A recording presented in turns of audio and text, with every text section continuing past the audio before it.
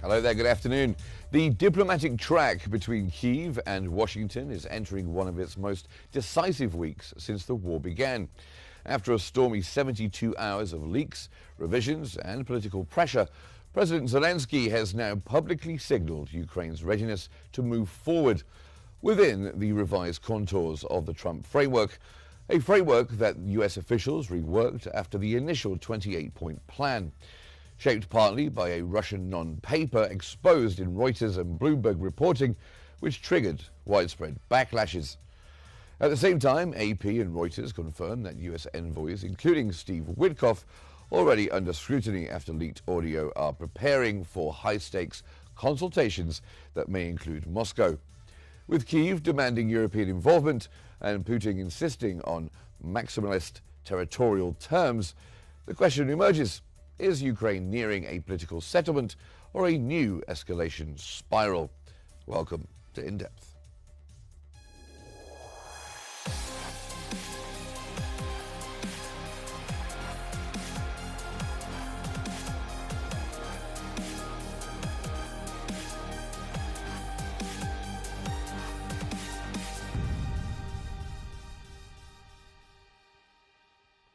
Welcome to the program.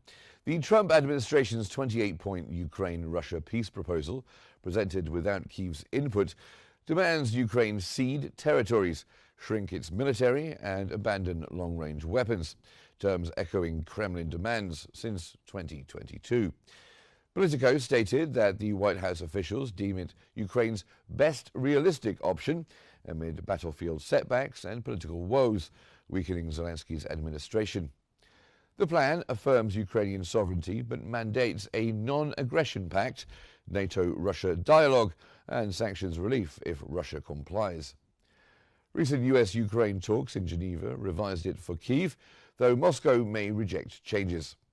Trump pushes it as a fait accompli, leveraging Kyiv's vulnerabilities for quick resolution. Zelensky seeks dignified terms, but analysts warn it favors Russia heavily. European allies back frontline negotiations. Zelensky eyes US visit to finalize.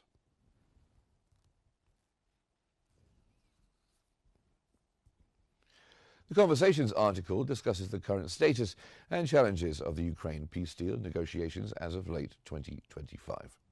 It highlights that Ukraine, with US support, is prepared to advance a peace framework, but several critical details remain unresolved, especially regarding territorial concessions and NATO membership.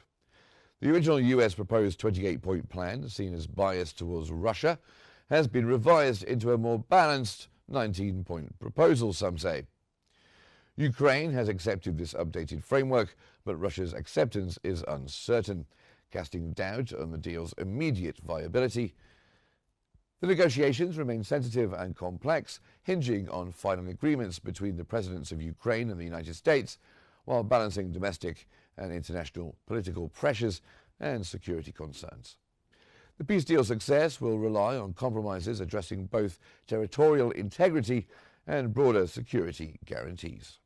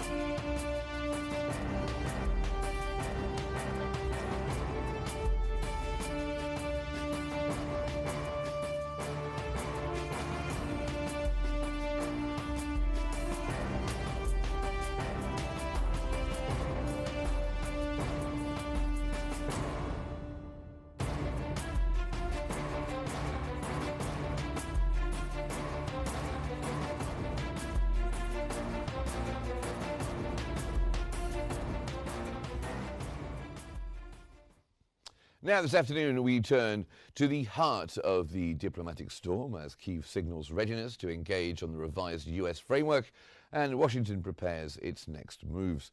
Questions swirl about the path to a political settlement. With battlefield pressures, leaked documents, and the influence of Moscow's non-paper shaping every decision, we explore what comes next. And to help us navigate this complex landscape, we are joined from Kyiv by Alexei Melnik, a former Ukrainian Deputy Defense Minister. And from Washington, we are joined by Dan Rene, who is a political researcher. Gentlemen, thank you very much for joining us here on Q News. Thank you very much for being here. Alexei Melnik, I'll start with you.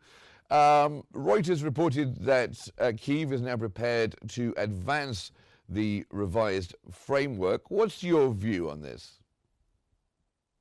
Good afternoon, and thank you for having me. Kyiv has a very difficult task nowadays, and on the one hand, with very careful statements trying not to disappoint Donald Trump, at the same time to protect or to respect the red lines for Ukraine that cannot be crossed at any chance. Because even if President Zelensky is forced to accept these compromises, then he should be very careful at what kind of compromises he, using Trump's vocabulary, can sell to the Ukrainian people. Because the reaction if we talk about these territorial concessions, for instance, will be quite predictable. It will be very angry reactions. It will not be accepted in Ukraine. And I just am afraid to speculate what kind of situation we will have inside here, what kind of internal crisis. Okay, I'll come to you now, Dan Rene. From the Washington point of view, were they right to revise this 28-point plan? Well, I think that what we have to look at here is the unfortunately the harsh reality of what we're seeing right now.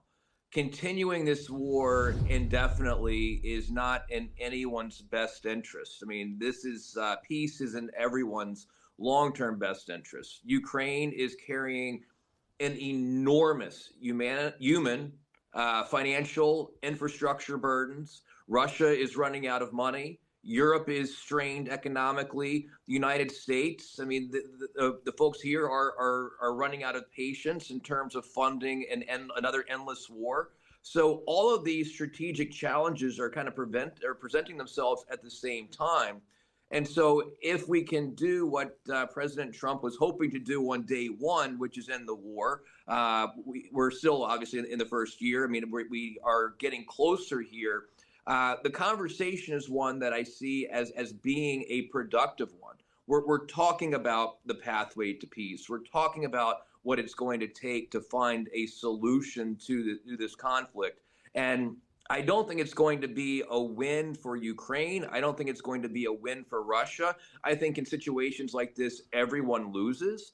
But there are certain red lines that I think need to be respected, both for Ukraine in terms of its territory, but also to ensure that Russia's aggression is not rewarded here. We need to be very careful that if we get peace here as part of this agreement, that it isn't just something that we come back in 6 months or a year from now and are facing the same thing all over again. There has to be security guarantees for any type of concessions that come forward here. Yes. And any peace has to be a real peace. And the only people who can really agree to this are Kiev and Moscow.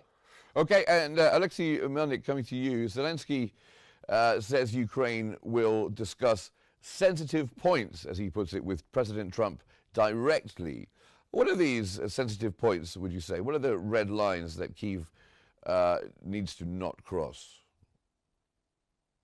I think, first of all, it is related to the Russian demands that Ukraine has to withdraw its troops from the territories that are still under Ukrainian government's control. And it's a huge territory, and there are about 250,000 of Ukrainians on these territories. So it's not just about square kilometers of land, it's also about Ukrainian citizens to be whatever handed over under Russian control. So this is obviously the most sensitive question, and President Zelensky or Ukrainian delegation has to explain why it is not possible. Second, I think it's about other requirements that is supposed to be imposed on Ukraine, like limits on the armed forces. And it's not about numbers. It's just the wrong approach to the country which is the victim of the military aggression, and other limits like long-range weapons. So Ukraine didn't attack Russia in 2022, and why Ukraine should be punished restricted in its right for self-defense. I think that this is just a few of sensitive questions, but the most sensitive question is that Ukraine should not be asked whether Ukraine wants peace. From the day one, after the Russian aggression, Ukraine was trying to stop this war. And there is, I fully agree with the previous speaker that nobody wins this war. But why should we, do any favor for Russia, help Putin to save his face? He has to pay a price. Yes, staying with you, Alexei, Moscow, of course, is demanding that Ukraine withdraw from, as they put it, contested areas so that progress can be made in the talks. That sounds like quite a red line as well, is it not? That's a red line, but I don't think why should anyone discuss the Russian red lines? I mean, obviously, at a certain moment, some concessions like Ukrainian commitments not to try to get back the territories by force. That's something that very sensitive but can be discussed. But again, Russia violated, President Putin violated all the international conventions. They destroyed the international security post-war to international security architecture. And this is something that should be kind of in the title of the peace plan. And then all the following statements should be aimed at establishing long-lasting peace and preventing another aggression. That's how I see personally what could be kind of right approach to the peace process. Now, I know we've got to lose you in a minute, Alexei, so I'll ask you another question. In Kyiv, what's the feeling? Has it dawned on people? Is it a matter of fact with people that eventually, to end this war, you're going to have to give up parts of Ukraine territory and give it to Russia? Is that something that people think in Kyiv? No, what I hear from, there is very hot public discussion in the media, and actually I haven't heard any kind of respected source that would suggest that, Ukraine needs to sacrifice the territories, we can't do any more, we cannot hold these, all the difficulties, especially when the harsh winter is coming, electricity is cutting off from time to time. No, the Ukrainian people has paid enormous price for, even for the situation where we are now, we are still resisting. And the Russian progress on the front line is under the big question. I mean, Ukrainian losses definitely are, but what Russia gains? This is the big question. That's why I think Ukraine in general, Ukrainians are not ready to accept such unacceptable compromises. Well, we will see. And are you happy? Yeah, let me add one more point. Yes, of course. I think there is another player that already suffered the biggest damage. This is the authority. This is the power of the United States government. I emphasize not just the United States as the nation, but the current administration. And this is where Ukrainians are very disappointed, and this is Ukrainians have very huge concerns. Again, not about the United States of America as such, but about the current administration and especially representatives like Steve Witkoff. And Dan Renee, that's a good point to bring you back in. Are Ukrainians right to be concerned and disappointed by the Trump administration?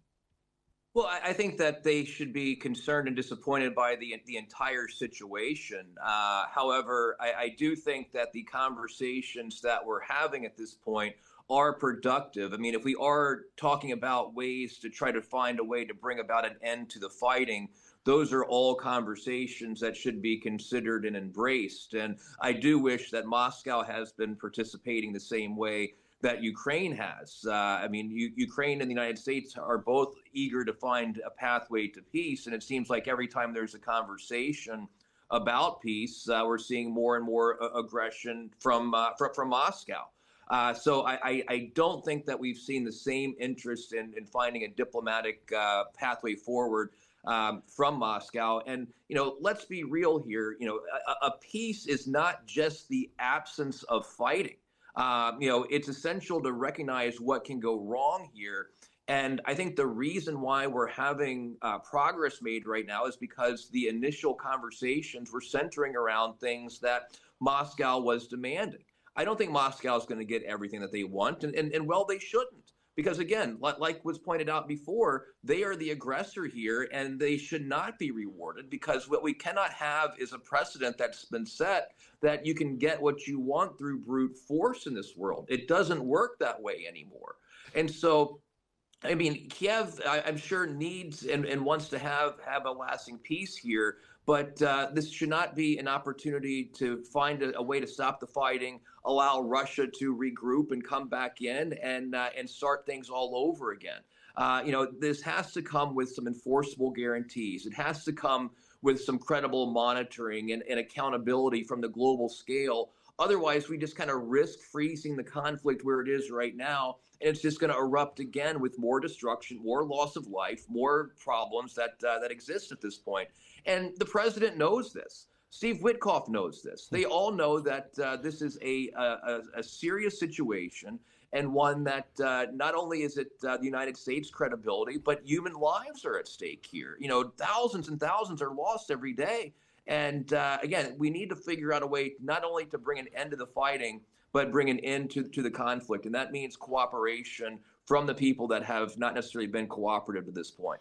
Look, Dan, of course, you're an old-school Republican, a pre-Trump Republican of old. Sure. Are you slightly ashamed of your party, your leadership, for the supine way they have been towards Russia, and this leaked audio of Steve Witkoff? That can't really play to your Republican core, can it? Well, I don't think that anyone will like the way the sausage is made here in terms of finding a pathway to peace. And absolutely, I mean, no one can deny that kind of cozying up to someone that's been the aggressor here is something that we can all say is good or productive.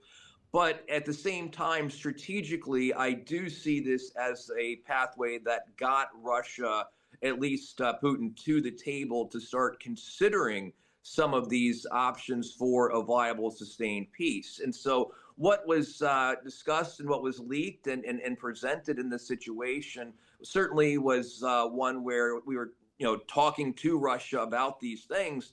But again, these are ways to get the conversation started, to get the diplomacy underway, to find a pathway to at least have the conversations that can lead to this lasting peace. Okay. Yeah, keep in mind, this was the initial start to the conversation to bring people to the table, not a finalized agreement that we're talking about here. So, yeah, Okay. it I is just a bit. Alexi's got to leave us, Dan. So I'll just leave you Sure. for a Okay. second. Yep. Alexei Bennett, are you happy with the current 19-point version of this plan? Well, then I can stay another 10 minutes with you. That's fine. Okay. Okay. Now we actually don't know how many points been left, because initially there were 28, then there was information about 19 points, and just before we started our conversation, I saw some reports from the Europeans that they have actually no information about the current version of the so-called peace plan, which is not, of course, plan, even not a draft plan.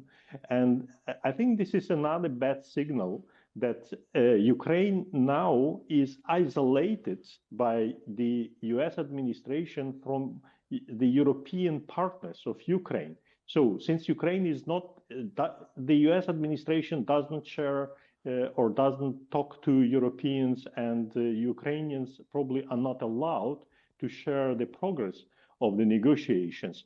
And I think this is a very bad approach. And every time Dan said about strategy, this is not the strategy. This is not even tactics. This is just, deal making, which has nothing to do with a long-lasting peace.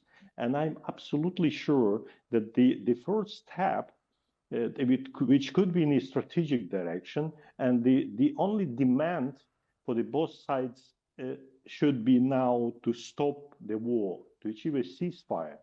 And this is possible, if not complete ceasefire, partial ceasefire, and then, the next step is negotiations about possible compromises or trying to find some kind of common interests. And so the ceasefire should be the first step. Okay, Dan Rene, I mean, is that right, that ceasefire first? I mean, it seems that Washington wants a comprehensive peace deal and then sort out the details and the security guarantees later on. Is this so that Trump can add it to the list of 10,000 wars that he's ended since the start of his administration? Right. So, yeah. I mean, again, I agree with what's being said here, but cautiously. I would think that when Trump and Putin were meeting in Alaska, that would have been a ceasefire during that. But even when those gentlemen were talking, there were drone attacks that were happening in Ukraine. I really see a worst case scenario here where the negotiations, if they do fail, Russia is just going to continue its pursuits to rearm and launch new aggression.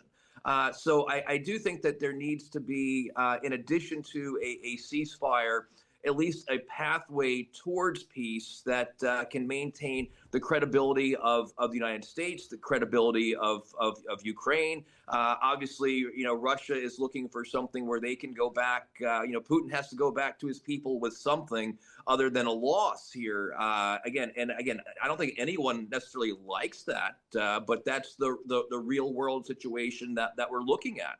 And to the other point about Europe not being involved, I think that the European leaders were at the G20 in Africa here just last week, kind of talking about their role in this as well. And they've got to put a lot of money up for Ukraine's defense as well in this situation. They're right there in the neighborhood, if you will. And so, what the phases that we're entering here, a ceasefire is incredibly important. But there also has to be pressure on finding a pathway toward a lasting peace. Otherwise, all this ceasefire is going to do is going to re-energize the aggressor here, and we're going to see more fighting, and it's going to be a more fragile situation and one where we're going to see more loss of life. And that's exactly what the United States is trying to prevent at this point. Alexei Melnik, coming to you. Ukrainian commanders warn that the battlefield dynamics could shift rapidly. How important to the ceasefire, to the talks, to any potential peace plan is the military situation? Military situation has been critical, I would say, probably for the rest of this year or even for the last 2 years. But still, Ukraine is able to resist. Ukrainian forces are still able to resist Russian advance, and it's like a speed of maybe 5 kilometers per month if we see the whole line. So this is not the real progress. There is from the Russian side not any operational breakthrough. However, when we insist on a ceasefire, we do understand that ceasefire doesn't mean peace. Ceasefire is the first step for the start of the real negotiations, and the most important in Moscow's case, that Moscow should make a something practical to signal that Moscow is ready for negotiations. And there is another interesting issue about possible ceasefire, that both sides under the current situation of actually no trust, zero trust, that both sides are afraid of this ceasefire because the same concern that the other side will use the opportunity to regroup, to rearm, and start fighting immediately after, or maybe even breaking the ceasefire. And Dan Rene, what should we expect of this upcoming trip of Steve Witkoff's to Moscow? Is it going to reshape the diplomatic map? I hope so. I hope that we get towards a pathway. Again, these conversations are exactly the conversations that we need to be having, that can actually bring forward something that can be a productive and lasting peace, that can bring about an end to this horrible situation that we've seen for the last several years.